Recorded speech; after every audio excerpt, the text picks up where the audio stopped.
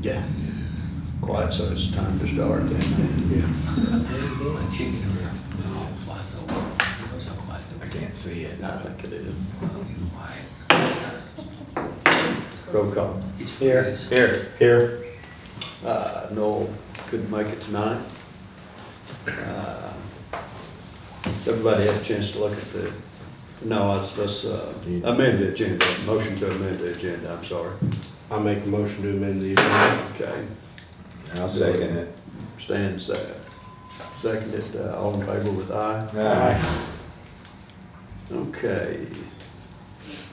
This is a public address to the board. This is to discuss the fire department grant money, and doesn't look like there's anybody here, but we had mentioned this once before. It has to do with the air packs. Right. And it's a 75-25 grant match. And the 100% is $63,124.80. And our 25% match on that, if we get it, would be $15,781.20. And that was 8. Mhm. Right. Okay. Okay, that's 8 packs. Mhm. Yes. Yeah. Eight brand new ones. Which Need a is couple more than that, but 8 on. No, that'd probably be enough okay. for no more people right now than we've got. Okay. So it would be plenty. Okay. Okay. Good. All right, has everybody had a chance to look at the minutes from the last meeting we've had? Yeah. Okay, any changes? They will stand as presented.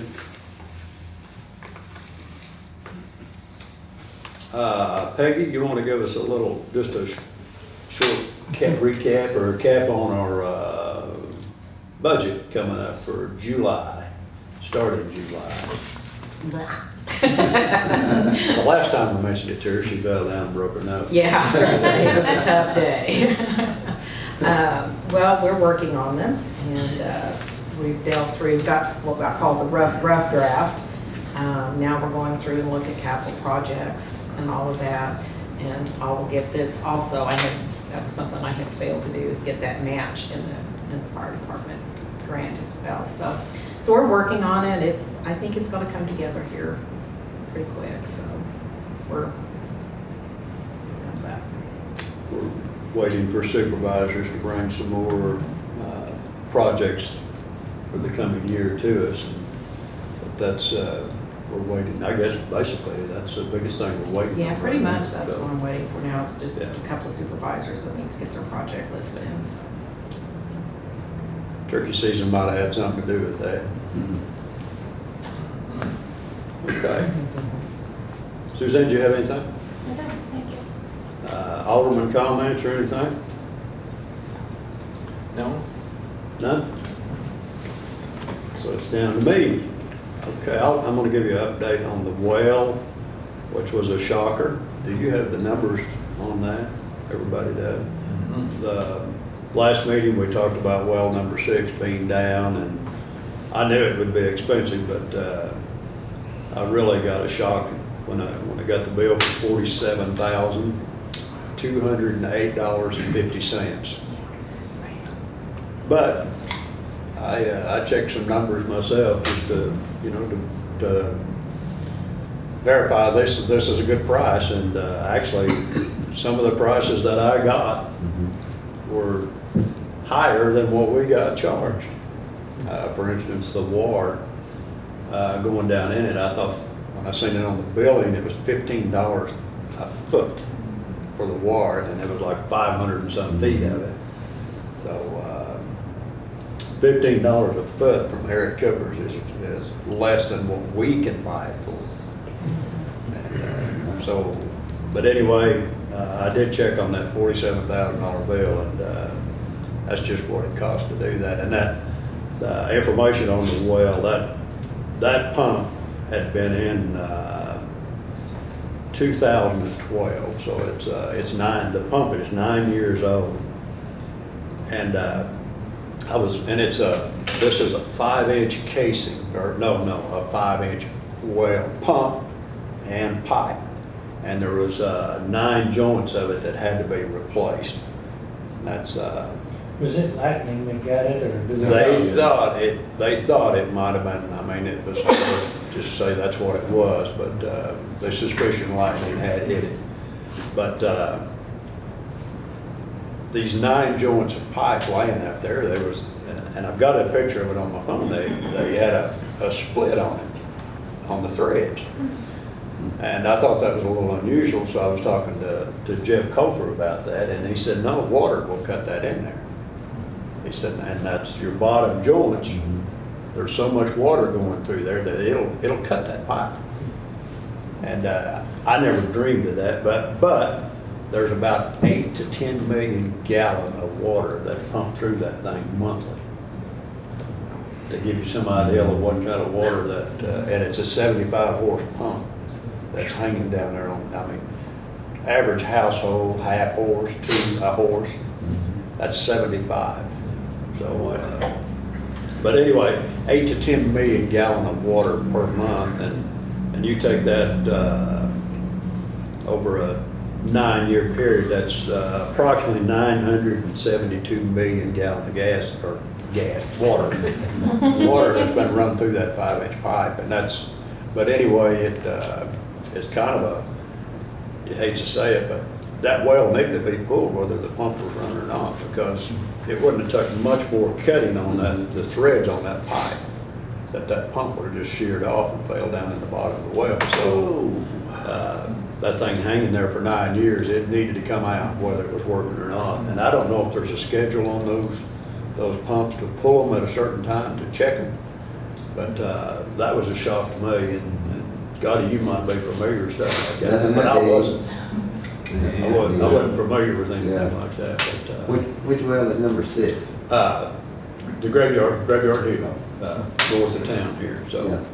but that was quite a shock to see that pipe cut like that, and I don't know how much longer the thread would have held it, but if you're interested, I've got a picture of it on my phone. It's pretty interesting to see. But they're not sure if it was lightning or, they're pretty sure that's what it was. That Flynn, that owns the pump company, he was pretty sure that that's what it done. But I was that's just what wondering if happened. there was anything we could put on it, like a lightning arrestor or anything Well, like and then you that. get a report, Yeah. so to get to the insurance company. But anyway, I'm sure that everything that you could possibly put on it is there. But, It's probably there, yeah. I'm sure of that, or I'm satisfied that it is. Yeah. And we are checking with the insurance company to see if we can get anything on it, because Okay. of lightning strike. It's Anyway, a slim that- chance, but yeah. I'll go for it. I'll go for it. We may have got lucky. So, yeah, there's a possibility, I mean, but anyway, that was a shock to me to have to pay that kind of money for a pump. And there was other things, you know, there was check valve, pumps, wire, pipe, and I didn't realize it had 5-inch pipe on it, so it's a big well, big pump.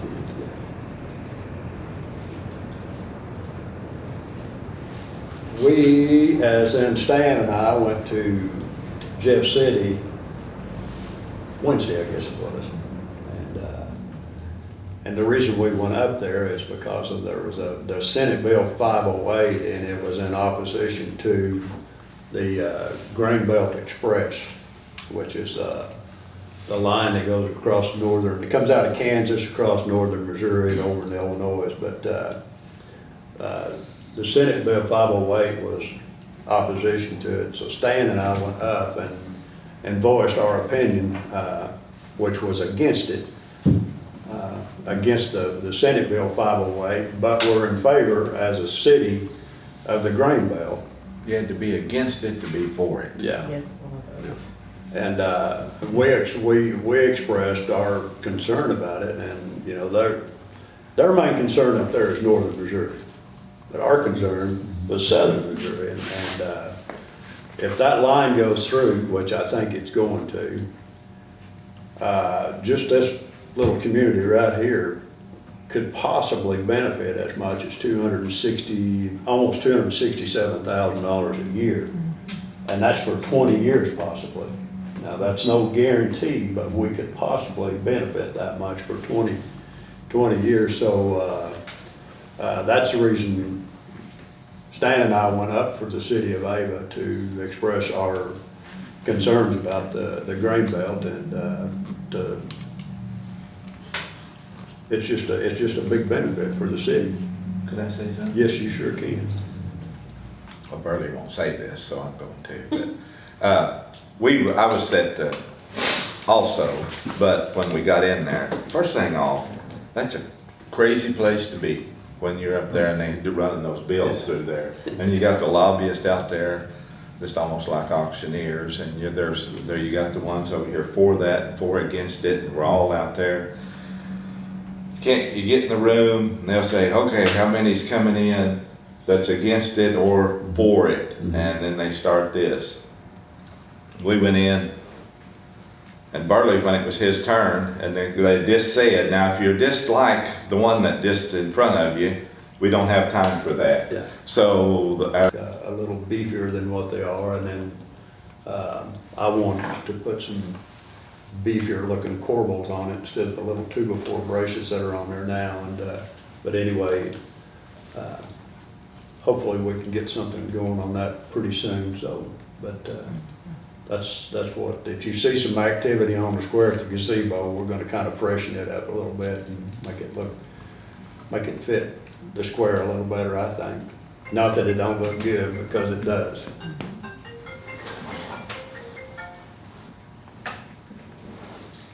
I don't have anything else. That's all I've got for open session. And do we need closed? well, all we need in closed session is the minutes, so let's just go ahead and do that, and that way we'll have it done. So a motion to go into closed. I'll make that motion, go into closed session. Okay. Second. Bill, a second. All in favor? Aye. Aye.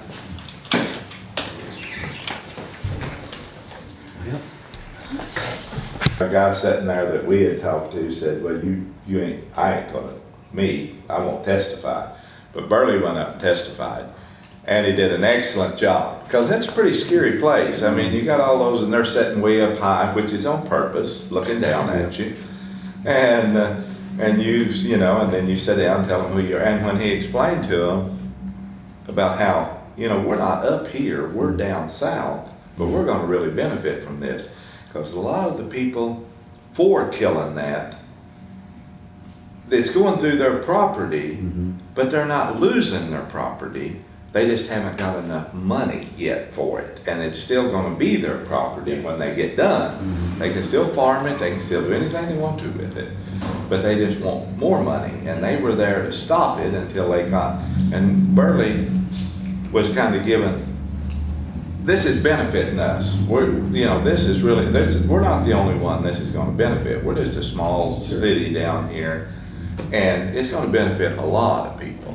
And that kind of throwed a different kink in it, and I think it probably went a long way of helping.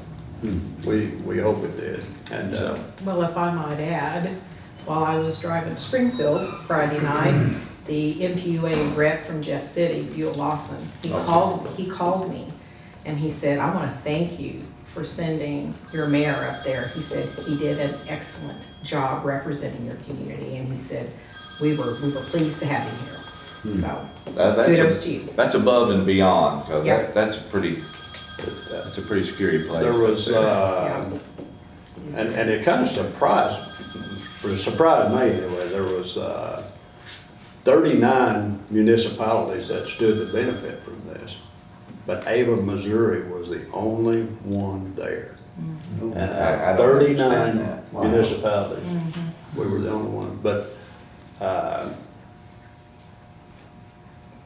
to what Stan was saying, this footprint that these poles are going to take across northern Missouri is the only land that's going to be taken in eminent domain.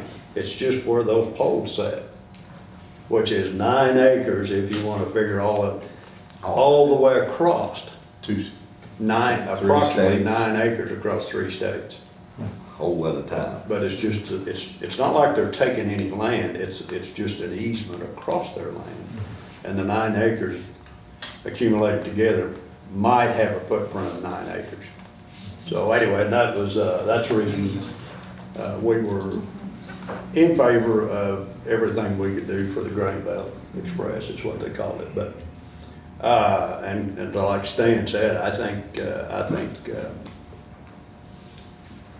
don't think Senate Bill 508 will go anywhere. Hopefully it won't. So we're just sitting back waiting right now to see, but I was thankful Stan went with me. That helped a lot. Because it is a little intimidating. Well, but it is, I'm It is. assuming most of the speakers up there were paid lobbyists Well, a lot of them, representing there's- one side or the other. They got paid more than we did. Yeah. But we got recognized on the Senate floor Yeah. later. Because Carla was there. Yeah. Yeah. Our senator treated us good while we were up Yeah, there. So we got some pretty good treatment. it was good. But any other questions on that?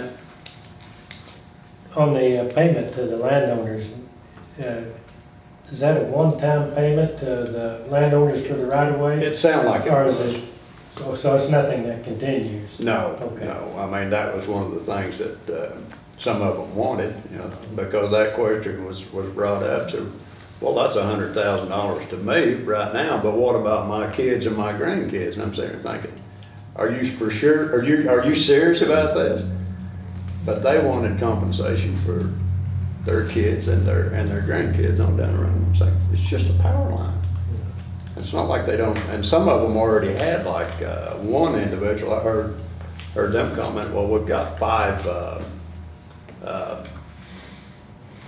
what would you call them, just, where they transport oil and. Oh, and already Yeah, already, underground. underground. Across their land. And- so- Pipelines. Yeah, pipelines, thank you. A lot of them have the pipelines, they're already there.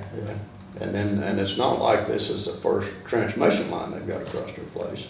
I mean, they're already there. So, but anyway, I think we've done all right by representing Ava up there. Anything else on that?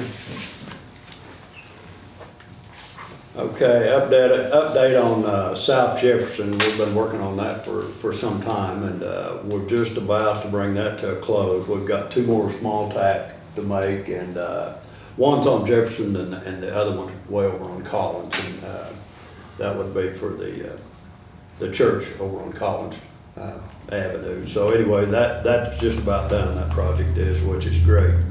We'll get rid of all that transite and galvanize, and our plan, when we know we're completely done, we're going to go up here to the top of the hill and cap those 4-inch line and a 2-inch galvanized line. So they'll be capped off. They'll no longer be in service.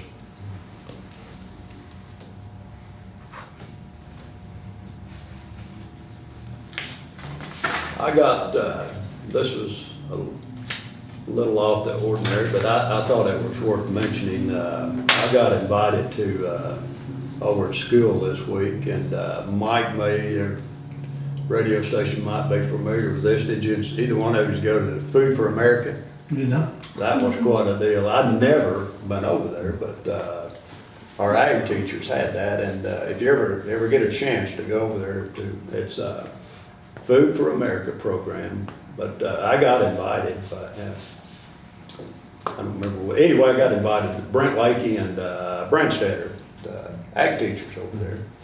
And anyway, they had, explaining how animals and agriculture contributed to our daily lives. And they had approximately 871 students who came through. They had 15 stations set up, and 871 students went through those 15 stations. And they had chickens, laying chickens. They had rabbits. They had honeybees, how to raise their honey, take care of honeybees, goats, lambs, and then they had outdoor stations where they had some Hereford bulls and heifers, and market steers, and dairy breed cattle, and parts. I didn't get this part here, and I think I missed it. It says parts of pigs, but I'm not sure what that means. But and it had like preparing horses, taking care of the horses for their hoofs, preparing them for ride. They had kids taking. And there was kids doing all this stuff. And then like a big fertilizer truck that explained, you know, what the purpose of this is. And then they had the greenhouse, and then they had a big hay bunk that the ag kids had made. And it looked like you used a factory robot on welding it. They done that good, so it's pretty impressive. But anyway, I'd recommend if you know, and I understand they do this every year, but it's quite a deal to see what those kids go through and what they learn through the FFA class. Pretty impressive. You probably don't give our farmers enough credit for feeding America. That's right, that's right. for sure.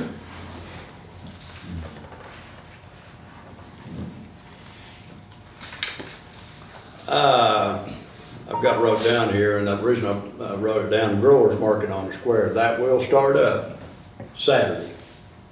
We've had it the past 3 weeks, 2 to 3 weeks at community building, but I called Caleb and I said, the square is done, and we can move everything back to the square. And the reason I wanted to mention it tonight, I walked around the square Friday afternoon and was telling everybody that, you know, this is what we're gonna try to do and finish, you know, prepping the square Saturday after it rains, and then we're gonna try to seal it and stripe it Sunday. And I was telling people that, and almost every one of them said it was a growers market coming back. And I said, yes, yeah. But that was a big concern. But anyway, just about every one of the merchants on the square said, is the growers market coming back? And I said, yes. And it will be back Saturday, so let that be known if anybody asks you. So. And I'm gonna, this is kind of redundant, but next week is cleanup, 3rd through the 7th, and it'll be done just like we always do.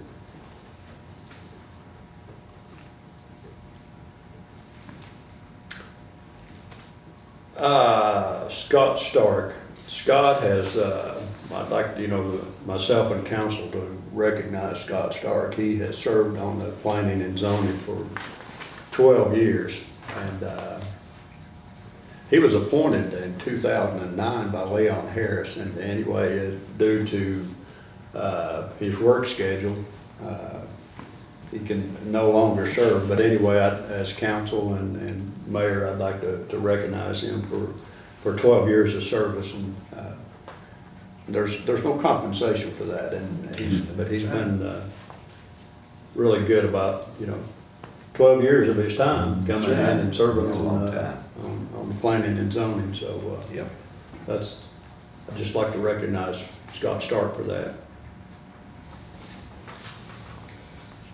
I talked to, the only other thing I've got down here is a gazebo, and we're about to finish everything up on the square. Basically, we have, as far as the project we started for the ADA accessible, but I am not happy with the way the gazebo looks, and I'd like to do a little bit of more work on it, kind of freshen it up and make it fit a little better. And I talked to Wayne Mallow today, and he is willing to help lay a cultured stone on the post and make them look